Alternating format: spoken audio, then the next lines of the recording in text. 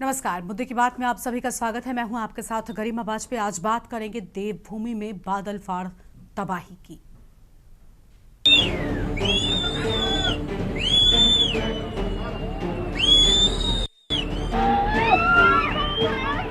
भाग भाग भाग। अरे हम तो इधर ही हैं, हर्षमुख की तरफ। ये तो आ ही रहा लगातार यार।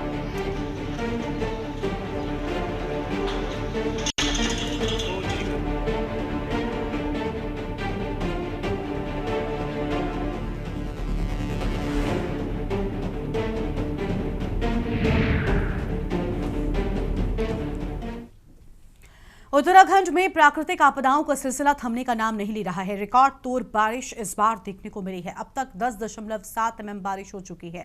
रुद्रप्रयाग और चमोली में बादल फटने की जानकारी मिली है। बादल फटने की घटना ने क्षेत्र में हड़कंप मचा दिया है। देखते ही देखते मूसलाधार बारिश के साथ मलबा कई घरों में घुस गया और सड़कें क्षतिग्रस्त हो गई हैं। चमोली में 2 लोग लापता हैं, जबकि कई जानवर मलबे में दबे हुए हैं। प्रदेश के अलग अलग जगहों पर बादल फटने की घटनाएं सामने आई है। चमोली जिले के देवाल ब्लॉक में बादल फटा है, जिसमें पति पत्नी लापता है और 2 लोग घायल हो गए हैं। साथ ही 20 मवेशी मलबे में दबे हैं। तो वहीं टिहरी के भलंगना ब्लॉक के गेवाली गांव में भी बादल फटा है। गलीमत ये रही कि यहां किसी भी प्रकार की जनहानि की कोई सूचना नहीं है। इसके अलावा रुद्रप्रयाग में भी बादल फटा है, जहां जखोली ब्लॉक के छेनागाढ़, बांगर सहित कई जगहों पर अतिवृष्टि से व्यापक नुकसान हुआ है। इसी पर आज हम करेंगे विस्तार से चर्चा। खास मेहमानों का पैनल हमारे साथ में जुड़ रहा है, लेकिन उससे पहले आपको एक रिपोर्ट दिखाते हैं।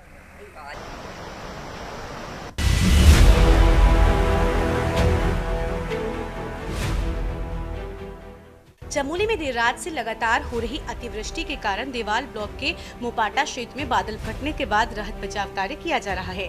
सूचना के अनुसार 2 लोगों के मलबे में दबे होने की आशंका है। घटना की जानकारी मिलते ही पुलिस प्रशासन, एसडीआरएफ और डीडीआरएफ की टीम तत्काल मौके के लिए रवाना हो गई है, जो राहत एवं बचाव कार्य में जुटी हुई है।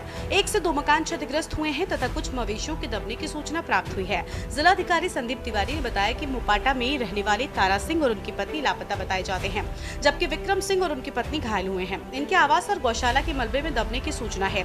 इसमें 15 से 20 जानवर भी मलबे में दबने की सूचना है। चमोली जिले के सभी ब्लॉक के स्कूलों में आज अवकाश घोषित है। जनपद में रात से लगातार बारिश होने के कारण देवाल क्षेत्र में मोपटा गांव में बादल फटने की सूचना है, जिसमें 2 लोगों के दबे होने की सूचना अभी तक प्राप्त हुई है। इसके बाद जो है हमारी स्थानीय पुलिस प्रशासन जो है वो मौके के लिए रवाना हो गई है। हमारी एसडीआरएफ, डीडीआरएफ फोर्स भी जो है मौके पर है और रेस्क्यू का कार्य जो है वो जारी है। इसके साथ ही 1-2 मकान और कुछ जानवरों का भी दबने की सूचना है। हम लोग लगातार जो भी लोग नदी के किनारे जहाँ जल स्तर बढ़ा है उन्हें अनाउंसमेंट के माध्यम से लगातार उन्हें अवेयर कर रहे हैं कि वो उन क्षेत्रों से निकलकर सुरक्षित जगह पर जाएं। कर्णप्रयाग में मूसलाधार बारिश के चलते कालेश्वर में ऊपर पहाड़ से मलबा आया, जो लोगों के घरों में घुस गया। जेसीबी मशीन के द्वारा मलबा हटने का प्रयास किया जा रहा है। इस दौरान पुलिस भी मौके पर मौजूद रही। अलकनंदा और पिंडर नदी का जलस्तर भी बढ़ गया है। कर्णप्रयाग के सुभाष नगर में पहाड़ी से बोल्डर और मलबा गिरने से सड़क बंद हो गई। टिहरी के भिलंगना ब्लॉक में भी फटा बादल। भिलंगना ब्लॉक के गेवाली गाँव के ऊपर बीती रात को बादल फटने की घटना हुई है। जिला आपदा प्रबंधन अधिकारी ब्रजेश भट्ट ने बताया कि बादल फटने से कोई जनहानि नहीं हुई है। कृषि भूमि, पेयजल लाइन, विद्युत लाइनों को नुकसान पहुंचा है। राजस्व विभाग की टीम गेवाली गांव रवाना हो गई। अलग अलग स्थान पर पैदल पुलिया और रास्ते टूट गए हैं। वहीं मुख्यमंत्री पुष्कर सिंह धामी ने एक्स पर लिखा, जनपद रुद्रप्रयाग के बसुकेदार क्षेत्र के बड़ेथ, डूंगर तोक और चमोली जिले के देवाल क्षेत्र में बादल फटने से मलबा आ गया। इसकी वजह से कुछ परिवार फंस गए हैं। स्थानीय प्रशासन राहत और बचाव कार्य तेजी से कर रहा है। मैं लगातार अधिकारियों के संपर्क में हूँ और आपदा सचिव व जिलाधिकारियों को निर्देश दिए गए हैं कि बचाव सही तरीके से और तेजी से किया जाए। 28 की रात से जो एक्टिविटी उत्तराखंड में बढ़ने की संभावना है। 28 तारीख को जो पिथौरागढ़, बागेश्वर, चमोली जनपद है, यहाँ कहीं कहीं भारी से बहुत भारी वर्षा मिलने की संभावना है। जबकि जो अन्य पर्वतीय जनपद जैसे उत्तरकाशी, रुद्रप्रयाग, देहरादून या नैनीताल, चंपावत, यहाँ पे कहीं कहीं भारी वर्षा मिल सकती है। इसी तरीके से 29 तारीख को पिथौरागढ़, बागेश्वर, देहरादून, नैनीताल जनपद है, यहाँ कहीं कहीं भारी से बहुत भारी वर्षा मिलने की संभावना है। और उत्तरकाशी, रुद्रप्रयाग है, टिहरी है या नैनीताल, यहाँ भारी वर्षा मिल सकती है। तो देखिए, अभी जो आपने पूछा कि आपदा बढ़ रही है, तो निश्चित रूप से आपदा विश्वव्यापी रूप से बढ़ रही है। और इसमें सक्षम स्तर जो हैं वहाँ से स्टडी हो रही हैं कि इसके कारण क्या हो सकते हैं, किस तरह से बचाव किया जाए। इसके बारे में सब विभागों के साथ में और एक्सपर्ट डिपार्टमेंट के साथ में हम लोग इसमें चिंतन कर रहे हैं कि इसका कारण क्या हो सकता है और किस तरह से इस पर निजात पाई जाए। रुद्रप्रयाग जिले में अलकनंदा और मंदाकिनी के संगम का जलस्तर लगातार बढ़ रहा है। अलकनंदा नदी खतरे के निशान को पार कर गई है, जिससे बाढ़ जैसी स्थिति बन गई है। खतरा अभी टला नहीं है, आगे भी मौसम विभाग की ओर से चेतावनी जारी है।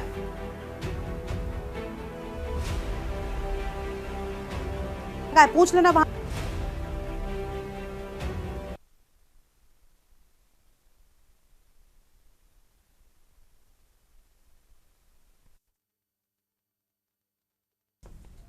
और इसी मुद्दे पर आज विस्तार से करेंगे चर्चा। खास मेहमानों का पैनल हमारे साथ में जुड़ चुका है। हमारे साथ में मथुरा दत्त जोशी जी है, प्रदेश प्रवक्ता बीजेपी, आशीष सैनी प्रदेश प्रवक्ता कांग्रेस और शांति प्रसाद भट्ट केंद्रीय उपाध्यक्ष यूकेडी, अरुण शर्मा वरिष्ठ पत्रकार। सभी मेहमानों का बहुत बहुत स्वागत है। आगे हमारे साथ में ए के बयानी साहब भी जुड़ेंगे, भूवैज्ञानिक है। सबसे पहले मथुरा दत्त जोशी जी के साथ शुरुआत कर लेते हैं। मथुरा दत्त जोशी जी, बहुत स्वागत है आपका। लेकिन जिस तरीके से प्रदेश में आपदाएं आ रही हैं, अलग अलग जगहों पर लगातार बादल फटने की घटनाएं हो रही हैं, अपने आप में बहुत कुछ कह रही हैं, क्या कहना चाहेंगे सर? मथुरा दत्त जोशी जी को आवाज नहीं मिल पा रही मुझे लगता है।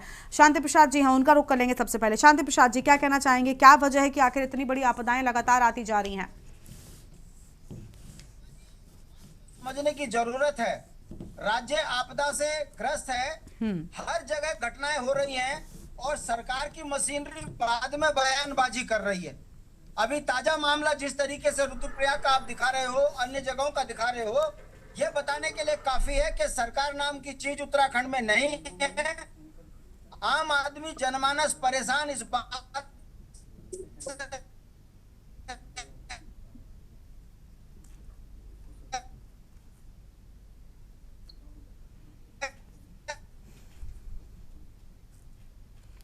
शांति प्रसाद जी की आवाज नहीं आ रही है ठीक तरीके से। आशीष सैनी जी का रुख कर लेंगे। आशीष जी, विकास की रफ्तार तो काफी तेजी के साथ बढ़ रही है, लेकिन उसी के साथ आपदाओं का दंश भी प्रदेश उतना ही झेल रहा है, क्या कहना चाहेंगे सर? एक और बड़ी आपदा। देखिए, ये बड़ी दुखद घटना है और जहां पर आपदा आती है वहां लोग हताहत होते हैं, उनकी संपत्ति, उनकी जान माल का पूरा नुकसान होता है। और ये इस प्राकृतिक आपदा से, इसे प्राकृतिक आपदा पूरी तरीके से कहना भी गलत है। निश्चित रूप से हमारी एक मानव आबादी की कुछ गलतियां, कुछ ऐसे काम जो इसके लिए जिम्मेदार हो सकते हैं। और दूसरी चीज सबसे बड़ी है कि राहत कार्यों में तेजी जिस तरीके से आ रही है, लोग कर रहे हैं, राहत कार्य में लगे पड़े हैं, लेकिन जो मौसम और लैंडस्लाइड होता है, सड़कें टूट जाती है, जाने के रास्ते बंद हो जाते हैं, ये उतना ही गंभीर मामला है। हम लोगों को उत्तराखंड के संबंध में जिस प्रकार की बारिश इस बार देखने के लिए मिली है, हालांकि पहले घटनाएं होती थी, लेकिन वो उनकी संख्या और वर्तमान की संख्या देखें तो कई गुना अधिक बढ़ रही है। तो ये गंभीर विषय है। लेकिन हमारा जो सवाल है, क्योंकि विपक्ष में है, तो उत्तराखंड की जनता के जो सवाल है वही हमारे सवाल है। वो ये है कि जब मुख्यमंत्री जी लगातार बैठकें करते हैं सचिवालय में आपदा प्रबंधन को लेकर, तो वो बैठकों में करते क्या है? इनके आपदा प्रबंधन के एक राज्य मंत्री हैं जिनका नाम है विनय रोहिला। अब जब से आपदा आई है वो दिखाई देना बंद हो चुके हैं। तो इस तरह की जो चीजें हैं, ये बड़ा हमारी जनता को बचाने के लिए राज्य के बजट से मोटा पैसा खर्च किया जाता है, लेकिन उसके प्रबंधन में गड़बड़ियां हैं जिससे लोगों की जान माल का खतरा है। तो ये जो आपदा प्रबंधन के मंत्री बनाए गए हैं, आपदा प्रबंधन के लोग बनाए गए हैं, ये आपदा प्रबंधन की मीटिंग होती है, ये आपदा प्रबंधन पर बजट खर्च करते हैं, ये किस लिए खर्च करते हैं? जो हमारे एनडीआरएफ और एसडीआरएफ के लोग हैं, उनके पास उतने अधिक उपकरण नहीं है जितने होने चाहिए। उत्तराखंड तो चारों तरफ से हर वक्त आपदा का क्षेत्र है। ये जो ऑल वेदर रोड इन्होंने बनाई है, ये ऑल आपदा रोड बन गई है। चारों तरफ से आपदा इसी कारण बन रही है। जो टनल बनाई जा रही है, जोशीमठ के नीचे की जो टनल है वो उसका उदाहरण है। उत्तरकाशी में टनल की घटना हुई वो उसका उदाहरण है। और अभी जो देहरादून हाईवे बना है वो धंसना शुरू हो गया है। तो यानी निर्माण को लेकर जो गंभीरता राज्य की होनी चाहिए वो नहीं है। दूसरी चीज, प्रबंधन में स्थानीय नागरिकों को भी जोड़ा जाए, ये जो एनडीआरएफ एसडीआरएफ में है, ताकि वो लोग जो गांव में रहते हैं वो भी प्रशिक्षित हो और पहला जो चरण है वो खुद शुरू कर सके। तो उनको प्रबंधन में दो चीज देने की आवश्यकता है कि एक तो कुछ उपकरण उनको दिए जाए प्रत्येक ग्राम सभा स्तर पर जहां पर आपदा आने की संभावना है, और दूसरा जो सबसे महत्वपूर्ण सुझाव कांग्रेस पार्टी की तरफ से मैं देना चाहूंगा कि जहां पर भी आपदा संभावित क्षेत्र है, जहां कहीं इस तरह से बादल फटने की घटना से नुकसान हो सकता है कुछ भी, तो लोगों को वहां से हटाकर शिफ्ट करने की प्रक्रिया यदि हम आज शुरू करेंगे तो 20 साल लगेंगे कम से कम करने में। तो आज इसको शुरू करने की जरूरत है, उसके लिए जो बजट आवश्यक है वो दिया जा सकता है। हम बाद में बड़े दुख के साथ मुझे कहना पड़ रहा है कि मर जाने के बाद भी तो हम लोग उनको पैसा दे रहे हैं। यदि हम उनके आपदा की आहट को भांपकर पहले ही मदद करके उनको वहां से शिफ्ट करने की प्रक्रिया करें, उनके सुरक्षा के उपाय कर लें, तो वो ज्यादा बेहतर चीज है और एक अच्छा स्टेट बनाने में हमारी मदद करेंगे। तो हमारी कोशिश यही है और सरकार से यही निवेदन है कि आपदा को गंभीरता से लें और सभी पार्टियों के लोग इसमें शामिल हो। और सरकार ऐसा ना करे कि मुख्यमंत्री की अपनी डील बनवा ले और जो अन्य लोग वहां पर जाने लगे सहायता के लिए उनको रोकने का काम करें। जो पुलिसकर्मी ऐसा काम करते हैं उनके विरुद्ध कार्रवाई होनी चाहिए। ठीक है, लौटेंगे आपके पास में। अरुण शर्मा जी हमारे साथ में है, वरिष्ठ पत्रकार हैं। अरुण जी, विकास की रफ्तार बढ़े हर कोई ये चाहता है, लेकिन गलत दिशा में हो रहा विकास कई बार आपदाओं को दावत देता है और वो ऐसा नजर भी आ रहा है। अलग अलग जगहों पर उत्तराखंड की बात करें तो हमने देखा किस तरह आपदाएं जो हैं वो देखने को मिल रही है। क्या कहना चाहेंगे सर, क्या वजह है आखिर, और क्या जो रेस्क्यू है वो ठीक तरीके से वाकई हो पा रहा है? देखिए गरिमा, निश्चित तौर पर उत्तराखंड के लिए चिंता की बात भी है जो लगातार इस तरह की घटनाएं हो रही हैं, क्योंकि इस बार बारिश पहले से ज्यादा हुई है। और चूंकि हम लगातार डिबेट में चर्चा करते रहे हैं कि हिमालय के जो पहाड़ हैं ये नए पहाड़ हैं और इन नए पहाड़ों में चट्टानें कम है, मिट्टी ज्यादा है, तो जब भी बारिश ज्यादा होती है तो वो मिट्टी सरक जाती है, बह जाती है, जिसके कारण वो पूरे के पूरे पहाड़ धस जाते हैं। जो वीडियो सामने आ रहे हैं वो निश्चित तौर पर चिंताजनक है और बारिश की वजह से तमाम जो नदियां हैं उनका जल स्तर भी बढ़ गया है, जिसकी वजह से जहां पहाड़ में नदी किनारे जो लोग रहते हैं उनको दिक्कत है, वहीं मैदानी क्षेत्रों में भी बाढ़ का खतरा मंडरा रहा है। जो पिछले कई दिनों से जो गंगा यमुना के जो आसपास शहर बसे हैं या गंगा यमुना के बीच में बसे हैं, वहां तमाम जगह बाढ़ की स्थिति पैदा हो रही है। और ये देखिए, पहाड़ के लिए तो ये दुरूह स्थिति इसलिए है कि पहाड़ का आदमी किस तरह अपना जीवन यापन करता है, ये वो भी किसी चुनौती से कम नहीं होता। लेकिन अब जब ये आपदा का दंश जो झेल रहे हैं तो निश्चित तौर पर उनके लिए जीवन यापन करना भी मुश्किल हो गया। जगह जगह बादल फट रहे हैं, सड़कों का संपर्क टूट गया है, संचार संपर्क टूट गए हैं, बिजली के पोल उखड़ गए हैं, तो बिजली की स्थिति भी खराब हो गई है। तो ये तमाम चीजें हैं जिनसे निपटना एक चुनौती है और कोशिश की जा रही है शासन प्रशासन के द्वारा कि किसी तरह इस स्थिति से निपटा जाए। और वहां तमाम तरह की चीजें, चाहे वो एनडीआरएफ हो, एसडीआरएफ हो, आईटीबीपी हो, सेना हो, पुलिस है, आपदा प्रबंधन बल है, वो तमाम उन क्षेत्रों में लगा हुआ है। और देखिए, अपनी तरफ से ये कोशिश होती है सरकार और शासन की कि किसी तरह ज्यादा से ज्यादा जिंदगी को बचाया जाए। और लेकिन फिर भी कई बार ऐसी घटनाएं होती है। धराली की घटना हमने देखी, हमें पता ही नहीं है कि वहां मलबे के नीचे कितने दफन है। हराली में चलिए बच गए, या पौड़ी के सैंज गांव में कम नुकसान हुआ, लेकिन अभी भी जहां जहां से सूचनाएं आ रही है ये चिंताजनक है और निश्चित तौर पर इस पर ध्यान देने की जरूरत है। जी गरिमा। ठीक है, लौटेंगे सर आपके पास में, और मेहमान हमारे साथ में जुड़े हुए, इनके साथ चर्चा को आगे बढ़ाएंगे। उससे पहले एक छोटे से ब्रेक के लिए यहाँ पर रुकते हैं, कहीं मत जाएगा। ब्रेक के बाद फौरन हाजिर होंगे। आप देख रहे हैं के न्यूज, खबरों का सारथी।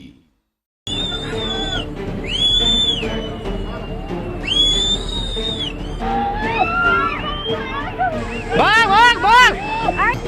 अरे हम तो इधर ही हैं, हर्षमुख की तरफ। ये तो आ ही रहा लगातार है।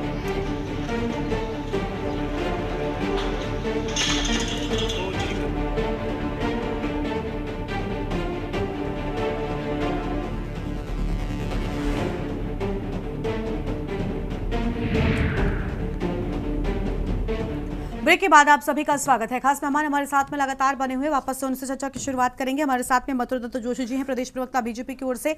मथुरा दत्त जोशी जी, बहुत स्वागत आपका। सर, क्या कहना चाहेंगे आप, जिस तरीके से आपदाएं देखने को मिल रही हैं, देवभूमि में बादल फाट तबाही आ रही है, लोग परेशान है, रेस्क्यू क्या वाकई पर्याप्त मात्रा में उन तक पहुंच पा रहा है? जोशी जी तक आवाज नहीं पहुंच पा रही है। भूवैज्ञानिक के बयानी साहब भी हमारे साथ में है। बयानी साहब, क्या आखिर इस सब के पीछे जिम्मेदार है? पहले भी आपदाएं आती रही हैं, लेकिन शायद उनकी संख्या इतनी तेजी के साथ में बढ़ नहीं रही थी। इस बार की बात करें, अलग अलग जगहों पर, पहले धराली और फिर थराली और उसके बाद अब मोपाटा। बयानी साहब अनम्यूट कीजिए, आपकी आवाज नहीं मिल रही, आप अनम्यूट करेंगे तो हम आपको सुन पाएंगे। इस साल जो है कि काफ़ी ज़्यादा आपदाएं आ रही है और इसका एक कारण जो है कि हमारे यहाँ दो सिस्टम एक दूसरे से टकरा रहे हैं। एक तो जो नॉर्मल मानसून का जो सिस्टम होता है एयर पैटर्न का, वो भी है, और दूसरा वेस्टर्न डिस्टर्बेंसेस भी हो रहे हैं। तो वेस्टर्न डिस्टर्बेंस जो है जनरली वो जून और अक्टूबर में यहाँ से पास हो जाते हैं इंडिया के नॉर्दर्न बॉर्डर से नॉर्थ साइड से। पर इस बार क्या हुआ कि वो डिफ्लेक्ट हो गए, डिफ्लेक्ट होकर साउथ की तरफ आ गए।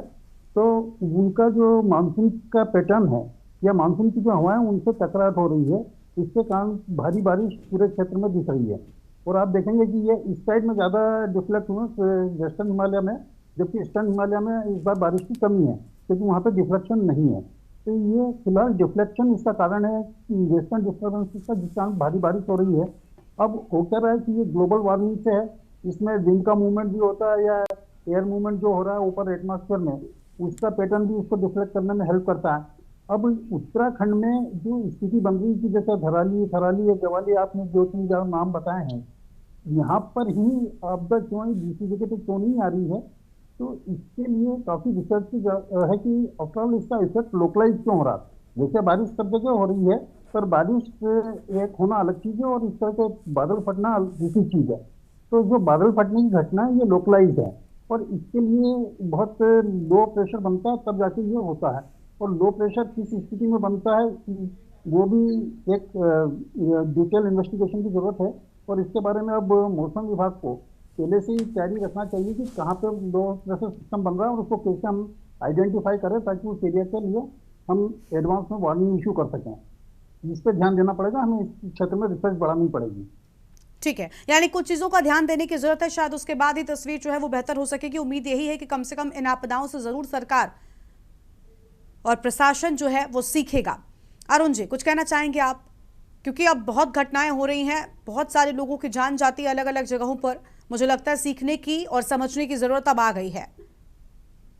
गरिमा, देखिए, हम लोग पहले भी चर्चा कर चुके थे कि उत्तराखंड में डॉप्लर राडार लगने थे।